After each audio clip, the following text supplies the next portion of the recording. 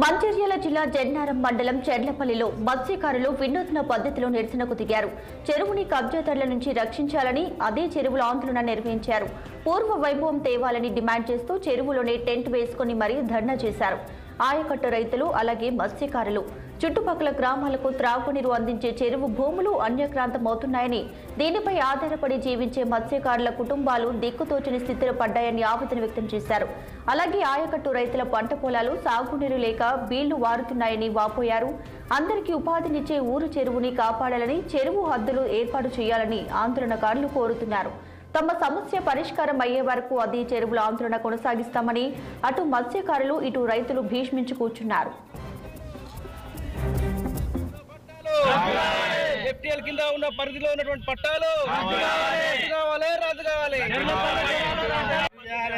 అక్రమ పట్టాలు చెరువులు అక్రమ పట్టాలు చెరువు మాది కబ్జా జరుగుతుంది.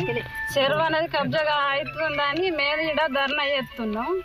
అయితే మాకు చెరువు ఇవరకు కలెక్టర్ ఆఫీస్కి పోయినాం, ఎంఆర్ఓ ఆఫీస్కి పోయినాం, మంచిర్యాల పోయినాం, ఇవన్నీ జన్నారం కూడా పోయి వచ్చినాం. అప్పటి నుంచి ఇప్పటికీ మాకేం స్పందన లేదు. దీంట్లో మాకు మా చెరువు అనేది కబ్జా కాకుండా అలా పట్టాలు చేసుకుంటారు. అయితే దీన్ని మాకు పట్టాలు రద్దు చేయాలని మేము ఇక్కడ ధర్నా చేస్తున్నాం. గంగపుత్ర సంఘం సభ్యులము మా చెరువులో మట్టి పోసి మొత్తం చెరువును కబ్జా చేసుకుంటున్నారు. ఆ కబ్జా చేసుకున్నటువంటి పట్టను రద్దు చేయాలి. పోసిన మట్టిని తీయాలి, మాకు న్యాయం జరపాలి. మేము ఆ మట్టిని తీసేంత వరకు మేము ఇక్కడ చెరువులోనే టెంట్ వేసుకొని నిరాహార దీక్షకు చేస్తున్నాము.